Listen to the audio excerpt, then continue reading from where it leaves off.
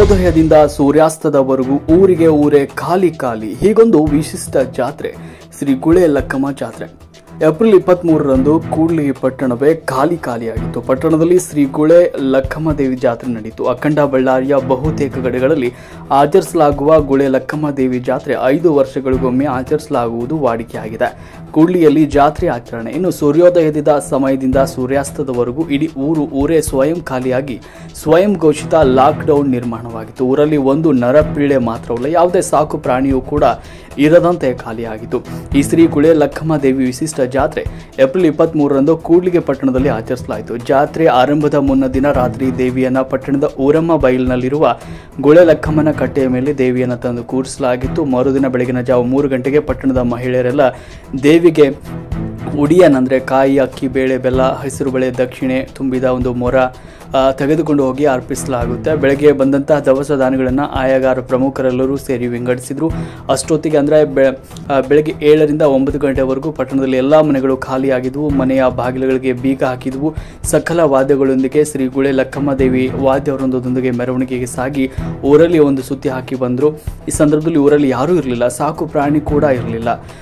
ಊರ ದ್ವಾರ ಬಾಗಿಲಿನ ಮುಂದೆ ಬೇಲಿ ಹಾಕಲಾಗಿತ್ತು. ಇಲ್ಲಿಂದ ಊರನ್ನೇ ಊರ ತಳವಾರ ಕಾಯಲಿದ್ದಾನೆ. ಇದು ಸಂಪ್ರದಾಯ. ಇಲ್ಲಿಗೆ ಜಾತ್ರೆಯ ಮೊದಲ ಹಂತ ಮುಕ್ತಾಯವಾದಂತೆ ಊರಿಗೆ ಖಾಲಿಯಾಗುವ ಅಂತಾಯಿತು. ಈ ಹಿಂದೆ ಊರು ಚಿಕ್ಕದಿದ್ದಾಗ ಸಂಪ್ರದಾಯಂತೆ ಊರು ಕಾಯೋದು ತಳವಾರನಿಗೆ ಬಿಟ್ಟಿದ್ದಾಗಿತ್ತು. ಆದರೆ ಈಗ ಊರು ಬೆಳೆದಂತೆ ಕಾಯೋ ಜವಾಬ್ದಾರಿಯು ಅಧಿಕವಾಗಿರುವ ಹಿನ್ನೆಲೆಯಲ್ಲಿ ತಳವಾರ ಊರ ಮುಂದೆ ದೊಣ್ಣೆ ಹಿಡಿದು ಸಂಪ್ರದಾಯಬದ್ಧ ಮೆರೆತನಾದರೂ ಕಾನೂನು ಸುವ್ಯವಸ್ಥೆ ಹಾಗೂ ಆಸ್ತಿ ಕಾಪಾಡುವ ಸಲುವಾಗಿ ಊರೊಳಗೆ ಅಗತ್ಯ ಪೊಲೀಸ್ ಇಲಾಖೆ ಸಿಬ್ಬಂದಿಯವರು ಜಾಗೃತವಾಗಿದ್ದು ಪಹರೆ ಕಾದು ಕರ್ತವ್ಯ ನಿರ್ವಹಿಸಿದರು.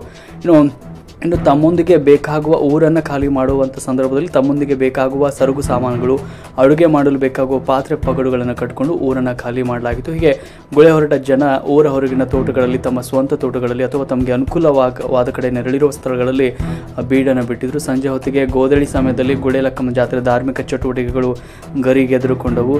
ಗೋವಿಂದಗಿರಿಯಲ್ಲಿರುವ ದೇವಸ್ಥಾನದಿಂದ ದೇವಿಯನ್ನು ಕೂಡ್ಲಿಗಿ ಪಟ್ಟಣಕ್ಕೆ ಕರೆತರಲಾಗುತ್ತೆ. ಈ ಒಂದು ಸಂದರ್ಭದಲ್ಲಿ ಅನೇಕ ಕಟ್ಟುಪಾಡುಗಳು, ನಿಯಮಗಳಿವೆ. ಅವುಗಳನ್ನು ಗುಳೆ ಹೋಗಿದ್ದ ಊರು ಜನರೆಲ್ಲ ಪಾಲಿಸಬೇಕು. ಅಂತೆ ಗುಳೆ ಹೋದ ಜನರೆಲ್ಲ ನಿಯಮಾನುಸಾರ ದೇವಿಯ ಹಿಂದೆ ಊರು ಪ್ರವೇಶ ಮಾಡಬೇಕು. ಅಂತಿಮದಲ್ಲಿ ಪ್ರತಿಯೊಬ್ಬರು ತಮ್ಮ ಮನೆಯನ್ನು ಸಾರಿಸಿ ಶುಭ್ರಗೊಳಿಸಿ ತಾವು ಶುಭ್ರವಾಗಿ ಶ್ರೀ ಗುಳೆ ಲಕ್ಕಮ್ಮ ದೇವಿಯನ್ನು ಆರಾಧಿಸಿ ಆಯಗಾರರು ನೀಡುವ ಜ್ವಾಲೆಯಿಂದಲೇ ಎಲ್ಲರೂ ತಮ್ಮ ಮನೆಗಳಲ್ಲಿ ಜ್ಯೋತಿ ಬೆಳಗಿಸುವುದು.